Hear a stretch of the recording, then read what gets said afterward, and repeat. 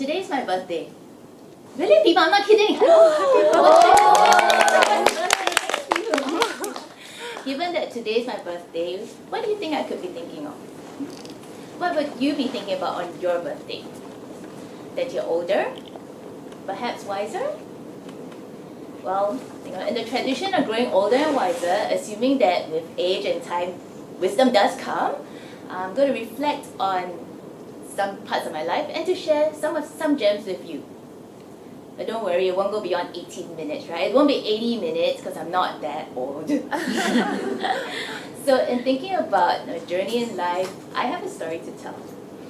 There once was a little girl who loved nature, maps, learning, and exploration. Her father was a geographer and encouraged her to explore the fascinating world. Her mother encouraged independence, and from the age of 7, gave this little girl a budget to manage. The family didn't have much in terms of material possessions, but they invested all they could in travel, education, and a spirit of adventure. When the girl turned 20, both her parents died in a car crash, and in an instant, her life flipped upside down. Full of grief and questions, she set off to see the world with just a backpack and a meager travel budget to make meaning out of life. After 4 years on the road, she returned home and she went to law school. She graduated with a law degree and she didn't become a lawyer. Instead, she went to study finance, urban development, and found herself involved in a host of issues that had to do with sustainable growth, urbanization, social development, and technology. In other words, she went off the beaten path. Years later, she's standing on the stage with me. This girl is April Rinnie. April has had a future as a history of being a futurist, an advisor, senior global development executive, microfinance lawyer, investor, mental health advocate, certified yoga instructor, globetrotter, and even a passionate handstander. That's 9 jobs. Yeah. She admits that she has this restless urge and this itch that demands to be scratched every 4 years because she needs change. And yet, April has been recognized by the World Economic Forum as a young global leader, and she's on the Forbes list of 50 leading female futurists. Let me tell you another story. There was another little girl who also loved nature, maps, learning, and exploration. Her father was a botanist and a university professor. Her mother held various corporate roles in a large organization. Being the eldest of 3 children, this girl was encouraged to be a role model for her younger siblings. Her parents told her to study hard, get good grades, and they were elated when she landed one of the 150 spots in the only law school in the country back then. 4 years later, she graduated from law school. She chased down a position in a firm for pupillage, got called to the bar, and later again chased down a permanent position in a firm as a full-fledged lawyer. And she got that, along with a nice paycheck, a secretary, and even a really nice spiffy name stamp that said advocate and solicitor.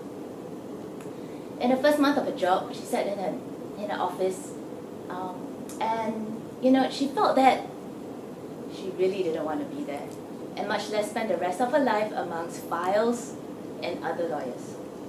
For months, she tried to bear it. She tried to be a good daughter, grateful employee, but eventually she broke, and she did what could be a metaphor of flipping the table on her legal career and spent the next 2 years floating on this restless wave of smaller jobs and earning a meager income as a travel agent and freelance writer. Disappointed, her father did not speak to her for months. This girl eventually found a long career in the public service, where she loved the interactions that the job offered, the opportunities of different roles, and being able to meet other people other than lawyers. Eventually, her father also accepted that she was never going to become a lawyer. And since she started working, this girl has lived 10 months out of her backpack, spent more than 12 months on parenting leave, and has held a total of 10 jobs and counting. This time, the story that you heard about is my story. Show of hands, who remembers Daniel Pink, whose TED Talk we listened to in class about motivation? Anybody? Yeah. Okay, do you remember that he said he graduated from law school in a portion of the class that made the top 90% possible? He never practiced a day of law in his life, and yet he's written 7 books, he's produced a Nat Geo TV series, he's a columnist and journalist for multiple notable publications, and he was also Al Gore's chief speechwriter when he was vice president. That guy's then pink. So do you notice a common trait amongst these 3 people? Yes? Yeah. They're all failed lawyers who can't hold down a single job, Yes. When I look around at my law school classmates, many of them are holding senior positions in law firms, or perhaps they're arguing prolific cases in court, or they're legal experts in banks and MNCs. I even have one law school classmate who made it really famous in law, but for the wrong reason. He was recently put in jail for fleeing Singapore with $33 million of his client's money. They talk about having a career in the law, right? Yeah, but I do remember also there was another guy in my class who didn't continue with his legal career. Tan-Ming Liang is the CEO of Razor Inc. It's a homegrown, well-known company in Singapore that produces hardware for gaming professionals. He left his role as a lawyer to design a better mouse. I'm not kidding. He went on to then amass his own company, his own building. He's on Forbes' list of 50 richest people in Singapore this year. And in 2017, he was reported to be worth $1.6 billion, making him Singapore's youngest billionaire at 40 years old. So, my case today is in the defense of failed legal careers. My council of non-lawyers and I are going to present to you an argument and put forth a case that just because you can't hold down a job, it doesn't make you a loser in life.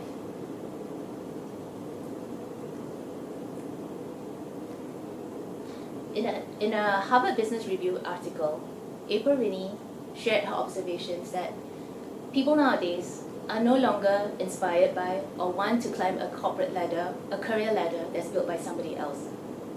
In this time, we also have more ways than ever before to earn an income and to make a meaningful career because there's so many options in front of us.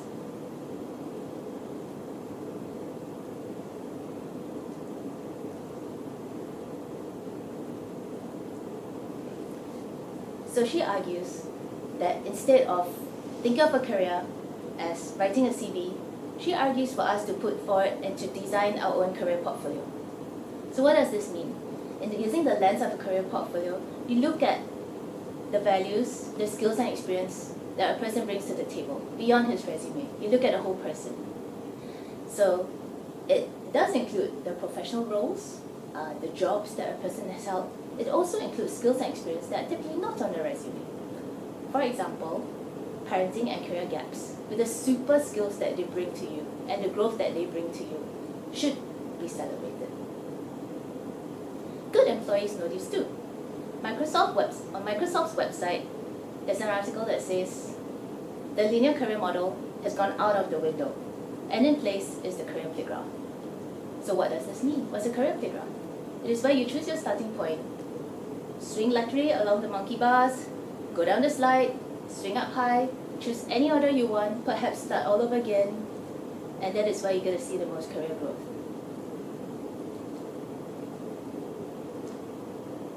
Two Saturdays ago, I skipped this class to find myself rock climbing in Phuket. Sorry, Brenda. Now, it was a very serendipitous trip for me. I did not expect to find myself rock climbing in Phuket. I went for the spa, seriously. And I did not expect to be using a picture of me climbing in my TED Talk today. Okay. But me and this wall were fated to meet. And in particular, this wall with its coloured paths. The trainer set me a challenge. He said, climb the wall using only the red path. I did it. He said, of course you did. I give this path to kids. They climb it all the time. Okay. So I asked, what's the next harder colour? He said, black. I climbed black. A bit more challenging, but I still made it to the top using only black. He said, great, which is maybe the one ones you can't really see on the right there, but that's great. I climbed it too. Okay. He said, okay, next higher one's yellow. I looked at yellow. Oh. Yeah, by now I'm super confident. And someone looked at yellow. Handles are so big. Sure, I'll do it. But halfway up the wall, I realized that the last few handholds at the top were out of my reach. So I'm stuck, clinging on to a vertical wall with nowhere to go. And he goes, use the other color. You don't have to stick to the yellow. And my body is going, yes, okay, use the other color. Oh, my mind's going, no, you do not use any other colors. And my pride's going, you stick to the yellow. No, only yellow. But gravity is hard to defy. I used another color. I breathed a little easier. Then I went back to the yellow. Because so embarrassing, I had to use another color to reach the top. But as I tried the next two paths, blue and green, I realized that it was pretty much impossible not to occasionally use a foot of another color in able to move forwards, upwards, and towards my goal. This rock wall is a career path. The colored paths represent career ladders set by other people. When you first start out climbing, it is intuitive to follow the color path because they offer you step-by-step clarity on how to go up. But as you reach further up in your career, you may meet certain obstacles. The next round on your career ladder may be too high, or you may look back or look down and realize that by then, you have a long way to fall. But if you look at a whole wall, beyond that colored path, realize that every foothold presents you with an opportunity, perhaps it's a new interest. It presents you with the opportunity for steady footing as you pursue your career. If you accept those footings, you go up the wall, you gain a new leverage point, a vantage point, where you see new possibilities, new perceptions, and new options.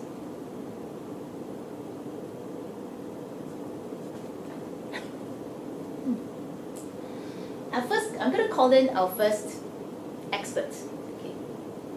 So, Sarah Ellis and Helen Tupper are career consultants based in London.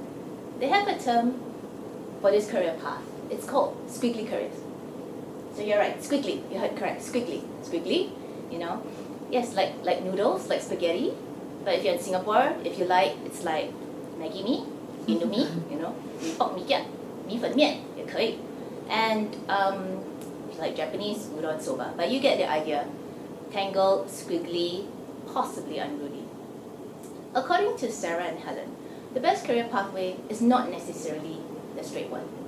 A squiggly career is the way that you navigate work to find a way that best suits you.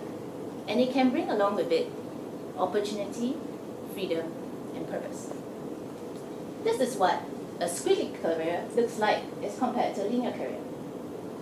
With the evidence from our first experts, I put forth the argument that career ladders and jobs for life are a thing of the past.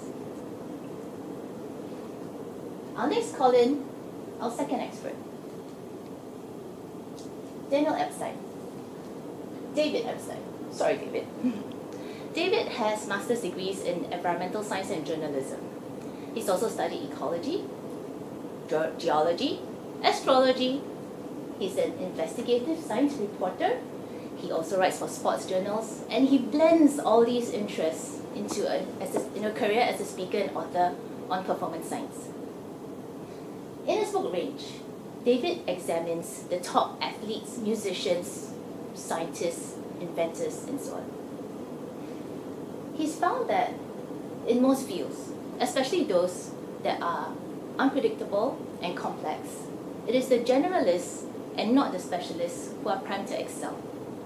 Generalists find their path and their footings late in life. They juggle multiple interests instead of focusing on one. This makes them creative, agile, and able to see connections that most of their specialist peers are not able to see. David argues that in developing range, the best way to do it is through an inefficient career.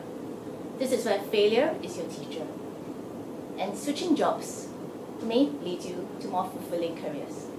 It is where crossing domains help you see connections for ideas that give greater impact than digging down in one area for more knowledge.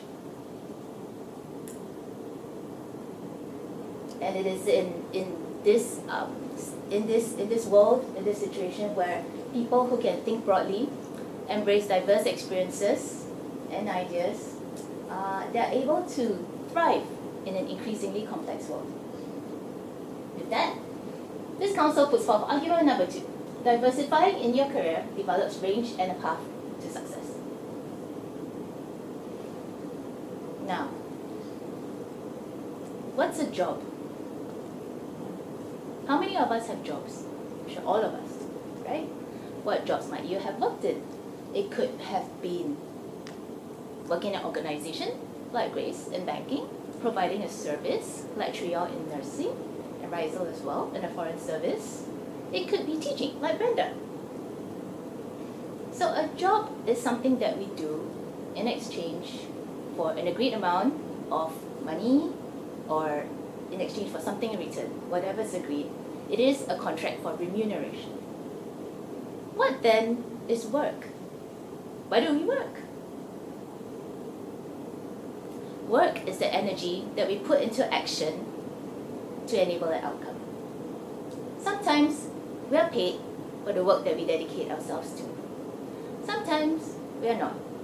Like the work we do in parenting, learning, speaking, creating, perhaps even traveling. But we do this. Why do we do this work? It is because we reap the reward of joy that comes from the personal growth that we get through building these meaningful relationships with ourselves and with others through the work that we do. What then is your career? Is it the same thing as job and work? A career is a mold in which everything that you have reaped from your job and your work is presented as a portfolio. It includes the tangible items and the work that you've done. This could be completed projects, it could be positions held, it could be remuneration gained. It also includes the intangible that you have gained through growth, skills, and experience. This constitutes your career. And with that, we put forth argument number 3. In shaping and designing your career, move beyond your job and look into your life.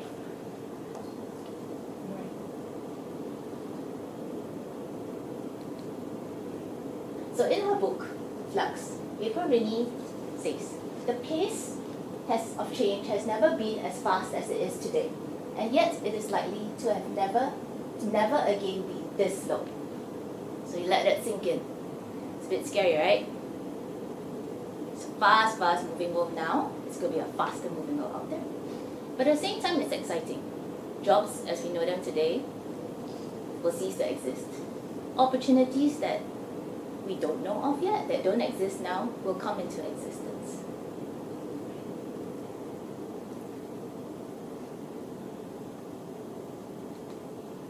So let me sum up. It's okay not to be okay with sticking in one job, as long as the jobs you hold them enough to build knowledge and skills that you can build onto. Argument number 2. Career ladders and jobs for life are a thing of the past. If a certain format or formula isn't working for you, why are you sticking to it? Argument number 3. Your job is not your life. We look beyond our job in shaping our career, and we look into life in designing the career that we want. So before I leave the stage, I'll leave you with this. The future of work is uncertain, it is squiggly, and it's messy. It's going to be full of surprises and uncertainty. I choose to see it as the future of work is playful. The future of work is playful. I believe that this is an idea worth spreading and celebrating on my birthday. And my birthday wish for you is to have fun in discovering your own squiggly and playful career. And with that, this council rests its case. Thank you.